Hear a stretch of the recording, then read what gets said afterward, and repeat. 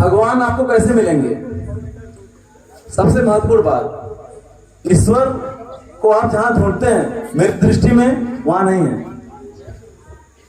ईश्वर को आप जिस रूप में देखना चाहें उस रूप में आपको ईश्वर मिल जाएंगे। चाहे आप अपने माता पिता को ईश्वर के रूप में देखें तो आपको वहां ईश्वर मिल जाएंगे। यदि आप किसी गरीब का मदद करते हैं तो उस गरीब के मुख पर आपको ईश्वर मिल जाएंगे। यदि आप अपने कार्य ईमानदारी से और पूरी मेहनत से कर रहे हैं तो आपको वहां ईश्वर दिख जाएंगे। ईश्वर को प्राप्त करने के लिए किसी मंदिर और मस्जिद में जाने का सत्ता नहीं है मेरी दृष्टि में। ईश्वर को आप जिस दृष्टि से देखेंगे आपको वही रूप मिलेगा।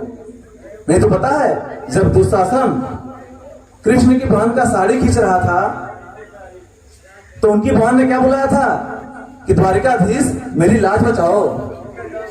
श्री कृष्ण वहीं पर थे परंतु वो विलंब कर दिए। पता है क्यों? क्योंकि उनकी बहन उनको द्वारिकाधीश बोली थी, तो वो जाकर द्वारिकाधीश बनकर के वापस आए तब लाज बचाएं। तो उनकी बहन ने कहा कि यदि आपको इतना विलंब करना था तो आप किस बात के देवता हैं? आपको इतना विलंब नहीं करना चाहिए था। तो उन्होंने कहा कि बहना, यदि तुम मुझे भैया बुला रही होती ना तो मैं यहीं पर था। किसी का औकात नहीं था कि तुम्हारे साड़ी पर हाथ लगा दे, परंतु तुमने मुझे द्वारिकाधीश कहकर संबोधित किया था, इसलिए मैं गया द्वारिका, वहां से द्वारिकाधीश बनकर आया। यही विलंब हो गया। और रसखान 15वीं शताब्दी में रसखान जी थे, जो जाति के मुस्लिम थे, जिन्होंने दुकान में श्री कृष्ण का तस्वीर देखा था और श्री कृष्ण के दीवाने हो गए थे। उनसे मिलने के लिए वो दर दर भटक रहे थे। आपने गीत सुना होगा, सुबह बज रहा था। भटकते भटकते जब द्वारिका में गए, गोकुल में जब मंदिरों के सीढ़ियों पर प्रवेश करने लगे तो पंडितों ने उनको रोक दिया कि तुम कहां जा रहे हो, तुम अन्य धर्म के हो, तुम अंदर प्रवेश नहीं कर सकते।